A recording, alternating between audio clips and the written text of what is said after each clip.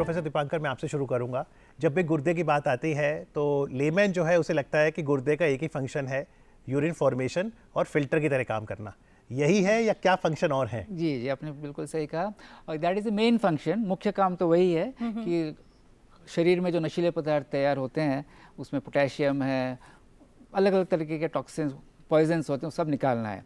साथ में हमें पानी का भी संतुलन बना के रखना है, ताकि अगर ज़्यादा पानी पी लिया तो उसको निकालना है, अगर कम पानी पिया तो नहीं निकालना है। सो पानी का संतुलन बनाए रखना ज़रूरी है, नमक का संतुलन बना रखना ज़रूरी है, नहीं तो बीपी बढ़ जाएगा।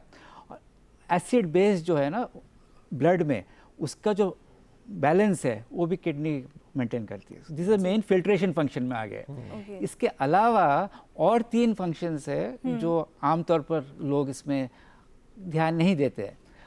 किडनी का काम है ब्लड प्रेशर का संतुलन बनाए रखना। उसमें कुछ हार्मोन तैयार होते हैं, उसी के द्वारा अगर बीपी कम हो गया तो बीपी को बढ़ाना, अगर बीपी बढ़ जाता है उसको कम करना। तो किडनी की बीमारी का एक लक्षण होता है हाइपरटेंशन, बीपी बढ़ना, ये लोग भूल जाते हैं। सेकेंडली, हमारे खून में जो लालीय हीमोग्लोबिन है हम कहते हैं, वो तो हमारे हड्डियों में बनते हैं, लेकिन उसको जो स्टिमुलेशन देना है, उसका जो बनाने के लिए जो चाहिए वो किडनी के द्वारा होता है। तो इसीलिए किडनी की बीमारी में हीमोग्लोबिन भी कम हो जाता है। एंड लास्ट बहुत इंपॉर्टेंट फंक्शन है कि हड्डियों का जो मजबूती है वो भी किडनी के द्वारा होता है। सबको पता है कि विटामिन डी लेना होता है, लेकिन विटामिन डी जो हम लेते हैं वो ना काम अपने आप नहीं कर पाता जब तक किडनी उसको ना एक्टिव बना दे। यानी एक नहीं, 4 फंक्शंस हैं। तो इतने सारे काम डॉक्टर गुप्ता हमारी किडनी करती है, और इतना कहते हैं ना कि अहम ये काम है, अगर किडनी ने कुछ भी करना बंद कर दिया तो बहुत सीरियस सिचुएशन आ सकती है। तो ऐसे में अगर मान लीजिए मेरी किडनी काम नहीं कर रही है ठीक से, उसमें कुछ गड़बड़ी है, मुझे कैसे संकेत मिलेंगे, मुझे कैसे पता चलेगा? जो किडनी हमारी ख़राब होती है उसमें एक इशू ये आता है कि जो हमारा, इसको हम एक मापदंड यूज़ करते हैं, ग्लोमेरुलर फिल्ट्रेशन रेट। जब वो 60 ml पर मिनट से कम होता है तभी हमारे बॉडी में क्रिएटिनिन वैल्यू बढ़ना शुरू होता है, जिसको हम नॉर्मली चेक करते रहते हैं। और जो सिम्टम्स आते हैं काफ़ी लेट फेज़ में आते हैं। तो अगर हम किडनी फेलियर की बात कर रहे हैं तो उसमें पेशेंट को जो सिम्टम्स आएंगे वो लेट आएंगे, जब वो, इसको हम क्रॉनिक किडनी डिजीज़ बोलते हैं। 5 स्टेजेस होते हैं। स्टेज 1, 2 में पेशेंट को सिम्टम्स नहीं आते हैं, 3, 4, 5 में स्टार्ट होते हैं। तो पेशेंट को स्टार्ट कैसे होगा? यूरिन प्रोडक्शन कम होना, बॉडी में स्वेलिंग आ जाना, थकान महसूस होना, भूख कम हो जाना, और आगे जाके उनको वॉमिटिंग, सेंस, नोजिया, और लेट फेज में तो फिर उनको और बहुत सारी कॉम्प्लिकेशन, इन्फेक्शन, ब्लीडिंग स्टार्ट हो जाता है। तो इसमें किडनी डिजीज में सबसे बड़ी प्रॉब्लम यही है कि आपके सिम्टम्स लेट आते हैं। इसलिए हम बोलते हैं कि prevention is better than cure. हम उसको समय पर चेक करते रहें ताकि सिम्टम्स पे ऊपर ना ध्यान दें, हम पहले ही उसको डिटेक्ट कर। जी बिल्कुल। और डॉक्टर दीपांकर अपने साथ कुछ टिप्स भी लाए हैं, हम ज़रूर बताएंगे कि हम जांच कैसे कर सकते हैं। लेकिन फिलहाल मुंबई चलते हैं, जहां से एक कॉलर है फ़ोन लाइन पर। हेलो। हाँ, गुड मॉर्निंग डॉक्टर साहब और सबको। Good morning. मेरा सवाल ये है कि आप अपनी जो डेली लाइफ रहती है, और डेली लाइफ में हम क्या प्रिकॉशंस ले सकते हैं कि जिससे हमारी किडनी ये रहे, स्वस्थ रहे। और दूसरी एक ये बात है कि हम अपने जो रीजन है उसकी, जो किडनी खराब होती है, वो रीजन की हमें कृपया बताइए कि क्या, किस वजह से अपनी जो किडनी है वो खराब हो सकती है।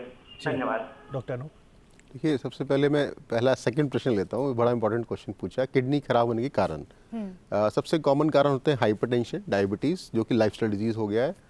नंबर 3 पर हम बोलते हैं ऑब्स्ट्रक्टिव यूरोपैथी, यानी मेल्स की बात करें, 50 साल के बाद प्रोस्टेट बढ़ जाना, उसके कारण से रुकावट या पथरी हो जाना, कोई भी कारण से पेशाब के रास्ते में रुकावट होना, वो बैक प्रेशर वजह से किडनी खराब कर सकता है। या जन्म से ही रुकावट हो सकती है, वो भी आगे जाकर किडनी खराब कर सकता है।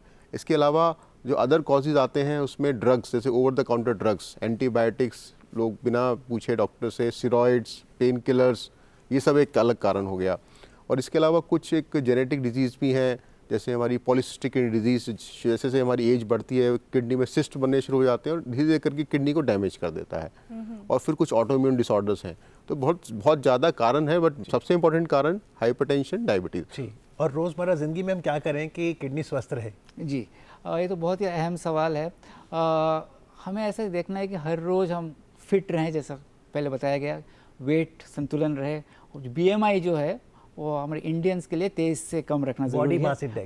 बॉडी मास इंडेक्स जो वेट और हाइट का रेशियो है, तो उसका जो रेशियो है चाहते हैं कि तेज़ से कम रहे, एक्सरसाइज करें, नमक कम ले बिकॉज उससे बीपी बढ़ जाता है, और शुगर भी कम ले ताकि डायबिटीज़ ना हो। जी, और जांच पे आते हैं, घर पर बैठे हुए हम खुद भी जांच कर सकते हैं जी, अपने जी, यूरिन की जी। कि हमें गुर्दे में दिक्कत आ रही है कि नहीं, जी। कैसे करें डॉक्टर साहब? जी, तो स्पेशली डायबिटीज़ के लिए बहुत ज़रूरी है कि वो घर में रोज़ चेक करते हैं। आपको पता है स्टिक्स होते हैं, तो इसमें जो है सबको पता है कि शुगर जो नीला जो है ना वो शुगर के लिए है, लेकिन ऊपर का जो पीला पार्ट है वो प्रोटीन के लिए है। तो जिनको डायबिटीज़ होता है उनका फ़िल्टर ख़राब हो जाता है, जैसे डॉक्टर साहब ने कहा कि फ़िल्टर की बीमारी है, तो उसमें जो ये जो पीला जो है ये फिर रंग बदल लेता है, फिर ब्राउन हो जाएगा। अच्छा। इससे आपको बहुत जल्दी पता चल जाएगा कि आपका यूरिन में, पेशाब में प्रोटीन लीक हो रहा है। तो डायबिटिक्स को बहुत ज़रूरी है कि हर 3 महीने में कम से कम या इवन 2 महीने में अपना यूरिन का जांच करें, तो घर में ही कर सकते हैं। बहुत आसान है, और अगर इसमें प्रोटीन आए तो फिर लैब में जाके उसका आगे जांच करें। जी, एक कॉलर हमारे साथ जुड़ गए हैं। जी प्रदीप जी, अपना सवाल पूछिए। हाँ मैडम, थोड़ा सा है ना बार पेशाब आ रहा है मैडम, पानी पीने के बाद तुरंत ही पेशाब आ जाता है। जी डॉक्टर साहब, देखिए ये जो प्रॉब्लम है इसमें और दूसरे और भी हमें सिम्टम्स पूछने पड़ेंगे, क्योंकि यूरिन ज़्यादा आना मतलब फ्रीक्वेंसी की बात कर रहे हैं। ये एज के हिसाब से हम इसको डायग्नोस करते हैं। अगर 50 साल के बाद है तो पेशाब बार बार जाना, रुकावट आना, ये प्रोस्टेटिक सिम्टम्स हो सकते हैं। अगर ये यंग एज में हो रहा है तो उसमें ऑब्स्ट्रक्शन भी हो सकता है, जैसे पेशाब में स्ट्रक्चर हो जाता है जिसकी वजह से बैक प्रेशर चेंजेस की वजह से यूरिन निकलता रहता है, या इन्फेक्शन भी हो सकता है। तो ये कॉमन कारण। और लास्ट स्टोन्स, कई बार स्टोन आके अगर आपका ब्लैडर में है वो भी वाइब्रेट करके ये फ्रीक्वेंसी बढ़ा सकता है। तो हम इनको परामर्श देंगे कि जाके एक निकटतम यूरोलॉजिस्ट को दिखाएं। Basic test, ultrasound, urine test, blood test करके हम सारी चीज़ रूल आउट कर सकते हैं और डायग्नोस करके ट्रीटमेंट स्टार्ट। जांच की जो हम बात कर रहे थे, आपने जो बताया यूरिस्टिक, ये तो मार्केट में उपलब्ध है, व्यक्ति खुद घर से कर सकता है, प्रोटीन है कि नहीं। इसके अलावा एक मल्टी स्टिक भी आती है। जी, तो ये जो है ना, ये तो आमतौर पर नहीं कर पाते, लेकिन हम बैठे जैसे मैं अभी ओपीडी जाऊँगा तो मैं साथ ले जाऊँगा, तो इसमें 10 है, मैंने पहले वाला में 2 दिखाया था, इसमें 10 ऐसे कलर्स हैं। तो इसमें हम अगर पेशाब में ब्लड आ गया, अगर पेशाब में कुछ पेशियाँ आ गई, इन्फेक्शन है, पेशाब का पीएच कितना है, उसमें कोई कीटोन्स है, ये सब हम देख सकते हैं। तो ये बहुत ही यूज़फुल है, क्योंकि बैठे बैठे हम ओपीडी में हम एक डायग्नोसिस कर पाते हैं और फिर हम लैब भेज देते हैं। ये जो आपने कहा यूरिन में पेशियाँ आ गई, तो ये मांसपेशियां हैं, और जो क्रिएटिनिन फैक्टर है क्या वो उसको मॉनिटर करता है फिर? क्रिएटिनिन तो ये नहीं कर पाता, लेकिन आजकल कोई नए स्टिक्स बन रहे हैं जिसको क्रिएटिनिन भी कर लेते हैं। क्रिएटिनिन नॉर्मली तो लैब में किया जाता है। और क्रिएटिनिन सूचक किस चीज़ का है? जी, क्रिएटिनिन जो है, जैसे डॉक्टर साहब ने बताया पहले कि ये क्रिएटिनिन बढ़ जाता है, फिर उसका 5 स्टेजेस होते हैं, लेकिन क्रिएटिनिन अपने आप में कोई नशीला चीज़ नहीं है, कोई पॉइजन नहीं है। क्रिएटिनिन आप हमारे जो मसल्स है उससे हर रोज़ बनते रहता है, एक फिक्स्ड अमाउंट बनेगा कि जिसका जैसा वजन है उस हिसाब से बनता रहेगा और गुर्दा उसे निकालता रहेगा। अगर गुर्दा का फिल्टर ख़राब है तो नहीं निकलेगा, तो फिर उसका मात्रा ब्लड में बढ़ जाएगा, तो हमें पता चलेगा कि फिल्टर ख़राब है। लेकिन क्रिएटिनिन अपने आप में नशीला नहीं है। जी, उज्जैन से हमारे साथ एक कॉलर जुड़े हैं। जी हाँ मैडम, मेरा सवाल ये है कि किडनी को स्वस्थ कैसे रखते हैं और क्या क्या खाना पीना रखें तो हम स्वस्थ रहेंगे, किडनी स्वस्थ रहेगी? खान पान की हाँ बातें जी, कर ये रहे हैं। इम्पोर्टेंट इन्होंने डाइट के क्वेश्चन पूछा है। लेकिन डाइट में हम जो बोलते हैं कि तो फ्रेश फूड आपको खाना है, जंक फूड और प्रिजर्व फूड ना खाएं। जो अल्कोहल स्मोकिंग यहाँ मैं ऐड करना चाहूँगा, अल्कोहल स्मोकिंग से आपको दूर रहना है, क्योंकि इनडायरेक्टली भी ये किडनी को अफेक्ट करता है। इसके अलावा नमक का सेवन हम कम खाने के लिए बोलते हैं, क्योंकि नमक खाने से हाइपरटेंशन और किडनी की डिजीज़ हो सकती है। और एक्सरसाइज ज़रूर करना है, क्योंकि जो पेशेंट ओबीज होते हैं, इनकी जैसे डॉक्टर साहब बता रहे थे BMI ज़्यादा होता है, उनमें किडनी डिजीज़ ज़्यादा सीवियर होता है, तो ये काम कर सकते हैं। इसके अलावा पानी पीना एक अच्छी बात है। अगर आप हाइड्रेशन अच्छा रखते हैं, अगर आपको किडनी डिजीज़ नहीं है, तो आप एक एडल्ट पेशेंट 2 से 3 लीटर पानी रोज़ पी सकते हैं, जिससे आपकी किडनी की इन्फेक्शन, स्टोन, इनको आप अवॉइड कर सकते हैं। तो प्रिवेंशन पे तो बल देना ही है, लेकिन भगवान ना करे डॉक्टर दीपांकर, अगर गुर्दे की बीमारी हो गई तो हमें डायलिसिस का अक्सर सुनने में आता है। और डायलिसिस को हम क्या रक्त शुद्धिकरण कहें, और ऐसे में आप बता रहे थे कि डायलिसिस की प्रिपरेशन बहुत इंपॉर्टेंट है। जी, जो डायलिसिस जो है ना, बेसिकली 2 प्रकार के होते हैं। एक है जैसा आपने कहा कि जो खून का डायलिसिस, हीमोडायलिसिस कहते हैं, उसके लिए आपको अस्पताल जाना होगा और मशीन पे आपको मशीन के द्वारा फिल्टर किया जाता है। दूसरा है जो आप घर में कर सकते हो, पेट में पानी डाल करके सफाई किया जाता है। दिन में 3-4 बार पेशेंट घर में खुद कर पाता है। ओके। तो प्रिपरेशन तो दोनों में ज़रूरी है। और जो हीमोडायलिसिस उसमें फिस्टुला बनाना होता है, जो डॉक्टर साहब है यहाँ पे वो लोग बनाते हैं, क्योंकि जब फिल्टर घुमाता है मशीन में, उस ब्लड फ्लो जो है उसमें बहुत ज़्यादा ज़रूरी है। वो आम तौर पर नहीं कर पाएंगे, तो 2-3 महीने पहले फिस्टुला बनाना ज़रूरी है, ताकि आप खून निकाल सके, फिर उसको आप लौटा सके। क्या है डॉक्टर साहब फिस्टुला? फिस्टुला का मतलब होता है कि हमारा एक आर्टरी और वेन है, उसके बीच में कम्युनिकेशन बना देते हैं। जैसे डॉक्टर साहब ने बताया, जब हम उसको पंप से कनेक्ट करेंगे तो एक बड़ा हाई फ्लो सिस्टम बनता है। उसके लिए फिस्टुला बहुत ज़रूरी है, और इसको मैच्योर होने में 3 महीने लगते हैं। तो इसीलिए बोला जाता है कि अगर किसी को एडवाइस किया गया है कि आपको डायलिसिस हो की जरूरत पड़ सकती है, तो बेटर है सबसे पहले आपको फिस्टुला बनवाना चाहिए। कितना क्रिएटिनिन हो कि फिस्टुला बनवा लें, क्योंकि 3 महीने लगेंगे? देखिए, ये सबसे पहले डिपेंड करता है कि आपको पेशेंट डायलिसिस के लिए इंडिकेशन है कि नहीं। तो इसमें एक एक्यूट कंडीशन होती है, क्रॉनिक कंडीशन होती है। अभी हम क्रॉनिक कंडीशंस की बात कर रहे हैं, क्योंकि एक्यूट में तो आपके पास टाइम नहीं होता है। क्रॉनिक में जैसे ही अगर डॉक्टर ने आपको बताया कि अब आपको CKD 4 या 5 में आप जा चुके हैं, स्टेज 4-5 में, तब सबसे पहले क्रिएटिनिन हमारा 8 या उसके अबव चला जाता है। इसके अलावा और भी कई सिम्टम्स हैं जिसकी वजह से डायलिसिस करना पड़ सकता है। पोटेशियम आपका हाई हो गया, या पेशेंट्स को फ्लूइड ओवरलोड में चला गया, सांस लेने में दिक्कत हो रही है, वो भी एक अलग सिम्टम्स है। लेकिन अगर क्रिएटिनिन 8 के ऊपर जा रहा है और उसके अलावा और सिम्टम्स आ रहे हैं, डॉक्टर आपको कह रहे हैं डायलिसिस करना पड़ सकता है, तो आपको फिस्टुला बनवा लेना चाहिए। जी, ट्रांसप्लांट की भी हम बात करेंगे, लेकिन हमारे साथ एक कॉलर अभी जुड़ गई हैं। जी सरिता जी, अपना सवाल पूछिए। हाँ मैम, मैं सरिता बोल रही हूँ कानपुर से। जी मैडम, मेरे ना किडनी में काफी प्रॉब्लम थी। तो पॉलीसिस्टिक थी, दूसरा मेरे यूरेटर में स्टोन है, ब्लैडर में, सॉरी। आपकी उम्र कितनी है सरिता जी? उम्र सर 40 साल। 40 साल। डॉक्टर साहब? देखिए, जैसे हम बात कर रहे थे, इनकी उम्र 40 साल है, तो इसी एज में सिम्टम्स एडल्ट पॉलीसिस्टिक डिजीज़ के आते हैं, और इसी में इनको एक स्टोन की एडिशनल एक प्रॉब्लम आ गई है। स्टोन ब्लैडर में है, तो घबराने की ज़रूरत नहीं है। ब्लैडर स्टोन का इलाज बड़ा मिनिमली इन्वेजिव तरीके से संभव है। एक आप पास के यूरोलॉजिस्ट को दिखाएंगे, इसमें हम सिस्टोस्कोपी करके स्टोन को लेज़र से तोड़ के निकाल देते हैं, कोई चीरा लगाना नहीं पड़ता, स्टोन तो निकल जाएगा। बट जो किडनी डिजीज़ ADPKD इनको है, उसके लिए पास के नेफ्रोलॉजिस्ट या यूरोलॉजिस्ट के संपर्क में रहें, क्योंकि उसको आपको रेगुलर फॉलोअप रखना पड़ेगा। इसमें कॉम्प्लिकेशन आ सकते हैं, हाइपरटेंशन, ब्लीडिंग, और बाद में जाके किडनी का ESRD फेज में भी, जैसे हम बोले स्टेज 5 में जा सकता है। तो इनको रेगुलर फॉलोअप में रहें, ताकि अब आगे जाके आपको किडनी की प्रॉब्लम आगे बढ़े ना। तो डॉक्टर दीपक जी, मैं एक चीज़ और बताना चाहूँगा कि ज़रूरी है कि अपना सेहत तो ज़रूर देखेंगे, जैसे डॉक्टर साहब ने बताया। उसके अलावा ये बहुत ज़रूरी है कि वो अपने भाई बहन का भी जांच करा ले, क्योंकि ये जो बीमारी है ना, ये जेनेटिक डिजीज़ है। ये माताजी पिताजी से आता है, और 50% लोग इसमें अफेक्ट होते हैं। तो अपने भाई बहन का जाँच कराए, प्लस उनके अगर बच्चे हैं तो उनका भी जांच कराना ज़रूरी है। क्या जांच करें? उनका बेसिकली यूरिन में जो रक्त पेशियाँ अगर है वो देखना है, प्रोटीन देखना है, उनका BP चेक करना है। तो ये आमतौर पर 15 साल के बाद एक नज़रअंदाज में आ जाता है, फिर ज़रूरी है उनका भी जांच किया तो जब ट्रांसप्लांट के लिए जब हम डोनर सर्च करते हैं, जी। तो वो डोनर्स में क्या चीज़ें देखी जाती है? कौन डोनेट कर सकता है किडनी? जी, जो ट्रांसप्लांटेशन है हमारा, हमारे कानून बनाया हुआ है, ट्रांसप्लांटेशन एक्ट है, 94 साल में बनाया गया था, फिर 12 में उसका फिर रिवीजन किया गया। तो इसमें हमारा जो डोनर्स है बेसिकली 2 प्रकार के हैं।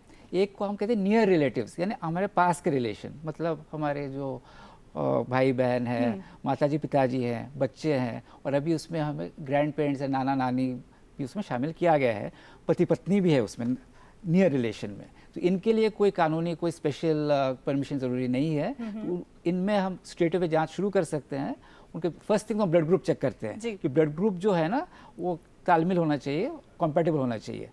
अगर नहीं हुआ ब्लड ग्रुप कॉम्पैटिबल तो भी किया जा सकता है आजकल, लेकिन उसके लिए स्पेशल कुछ टेस्ट और करने पड़ते हैं और उसके लिए इलाज करना पड़ता है, उसका थोड़ा खर्चा ज़्यादा है। जी डॉक्टर साहब झारखंड चलते हैं, कई कॉल्स आ रहे हैं, वहाँ से आनंद हैं फोन लाइन पर। आनंद जी नमस्कार, सवाल पूछिए। जी नमस्कार सर, मेरा सवाल है कि मेरा वाइफ का प्रॉब्लम है, रात में टॉयलेट ज्यादा बार आती है, जैसे 7-8 बार। क्या ये किडनी से समस्या है क्या? देखिए, बिल्कुल जैसे ये बता रहे हैं, इनको फ्रीक्वेंसी की प्रॉब्लम है। फ्रीक्वेंसी एक सिम्टम हो सकता है किडनी डिजीज़ का, लेकिन इसके साथ में हमें अदर डिजीज़ को भी रूल आउट करना पड़ेगा। इसमें इनको डायबिटीज़ भी हो सकता है, यूरिनरी इन्फेक्शन भी हो सकता है, स्टोन डिजीज़ भी हो सकता है, और एक बीमारी होती है ओवर एक्टिव ब्लैडर, महिलाओं में ज़्यादा कॉमन होती है, जिसमें ब्लैडर बार बार कॉन्ट्रैक्ट करता है। तो ये कोई भी कारण हो सकता है। इसके लिए एक पास के रोज को दिखा के, जैसे हमने बताया, अल्ट्रासाउंड, यूरिन एग्जामिनेशन और एक किडनी फंक्शन टेस्ट कराएंगे, ये सारी चीज़ रूल आउट हो जाएगी। डॉक्टर साहब, नोटो एक संस्था है और सफदरजंग अस्पताल प्रेमिसेस में ही है, तो थोड़ा बताइए अगर किसी को किडनी ट्रांसप्लांट कराना है तो वो कैसे रजिस्टर कराए और कितनी देर में उसका नंबर आ जाएगा? बिल्कुल, यहाँ मैं बस एक चीज़ और ऐड करना चाह रहा था कि डॉक्टर साहब ने बड़ा अच्छा बताया कि जो लाइव डोनर्स होते हैं, रिलेटेड और अनरिलेटेड होते हैं, इसी में तो दूसरा तरह का डोनर होता है, वो होता है डिजीज्ड ऑर्गन डोनर। जो पेशेंट ब्रेन स्टेम डेड हो जाते हैं, वो अपने ऑर्गन डोनेट कर सकते हैं और एक आदमी अपने 8 लोगों की जान बचा सकता है। इसीलिए नोटो का एक और यहाँ पर स्टार्टअप किया गया भारत सरकार ने 2010 में, और इसका काम है कि पूरे इंडिया में जहाँ भी कोई डिजीज ऑर्गन डोनेशन हो रहा है उसको मॉनिटर करना और ऑर्गन्स को एलोकेट करना। ये एक सबसे इम्पोर्टेंट कारण है। इनकी एक हेल्पलाइन है 24 आवर्स, वेबसाइट है, कोई भी जाकर वहाँ पर अपने आप को प्लेज कर सकता है। मैंने भी अपना प्लेज किया हुआ है ऑर्गन्स, और हम उसके माध्यम से बताना चाहते हैं कि इस समय भारत में डोनर्स की बहुत कमी है और हर साल हमें 2 लाख किडनी चाहिए होती हैं, हमें मिलती सिर्फ 10,000। तो आप समझ सकते हैं हर साल 1,90,000 आपका वेटिंग पीरियड ऐड होता जा रहा है जी। तो अगर हम सब लोग आगे आएँ और ऑर्गन डोनेशन को प्रमोट करें, नोटो को सपोर्ट करें, तो हम इस गैप को कम कर सकते हैं। तो डॉक्टर, जब ट्रांसप्लांट होता है, किडनी ट्रांसप्लांट है या डायलिसिस है, कितनी नॉर्मल हो सकती है उसके बाद ज़िंदगी? देखिए, डायलिसिस हम पेशेंट्स को करने के लिए जब बोलते हैं तो एक टेम्परेरी इलाज है, क्योंकि जब तक उसको डोनर नहीं है तब तक हमें उसको डायलिसिस करना है। तो परमानेंट इलाज उसका ट्रांसप्लांट ही है, और आजकल ट्रांसप्लांट बड़ा ही अत्याधुनिक हो गया है। पहले हम उसको ओपन करते थे, आजकल हम रोबोटिक टेक्निक से कर रहे हैं, और रोबोटिक टेक्निक से भी पेशेंट्स के बहुत अच्छे आउटकम्स आ रहे हैं। एक ये भी होता है कि हम पेशेंट को बिना डायलिसिस के भी ट्रांसप्लांट कर सकते हैं, उसको प्रीएम्प्टिव ट्रांसप्लांट बोलते हैं। लेकिन उसके लिए आपको डोनर होना जरूरी है। तो ये इंपॉर्टेंट है कि transplant is the final answer to this problem, लेकिन अगर ट्रांसप्लांट के लिए डोनर नहीं है तो आप डायलिसिस कराते सकते हैं। चलते चलते doctor Dipankar, UTI, urinary tract infection भी काफ़ी कॉमन है, खासतौर पे महिलाओं में, उसका भी क्या किडनी से कुछ लेना देना है? जी, ऐसा है, महिलाओं में जो यूटीआई हो जाता है ना, वो बार बार होता है, तो उसमें आमतौर पर किडनी पे डायरेक्ट कोई इफेक्ट नहीं होता है लकीली, अगर आपने उसका सही इलाज किया। जो यूटीआई बच्चों में होते हैं, वो नॉर्मली उनका एक जन्मजात प्रॉब्लम होते हैं, उसको हम रिफ्लक्स कहते हैं, यानी पेशाब जो बाहर निकलना चाहिए कुछ पेशाब उल्टा किडनी में भी चला जाता है। तो अगर बच्चों में अगर यूटीआई हो रहा है तो ये बहुत जांच करना बहुत ज़रूरी है कि उसको रिफ्लक्स तो ना हो, और सही वक्त पे उसे एंटीबायोटिक देना, और लंबी दौर पर एंटीबायोटिक देना पड़ता है ताकि किडनी को हम बचा सकें।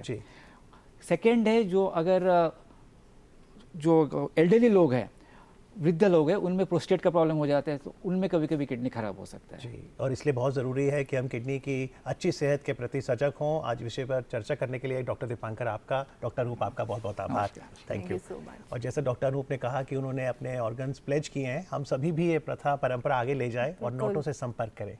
बिल्कुल, और सिर्फ किडनी ही नहीं बल्कि मतलब कहते हैं ना कि आपका एक ऑर्गन किसी की जान बचा सकता है। आप अपने ऑर्गन्स को डोनेट कर सकते हैं और वो एक अच्छी ज़िंदगी, एक बेहतर ज़िंदगी जी सकता है, और सोचिए कि उसके परिवार की लाइफ कैसी हो जाएगी।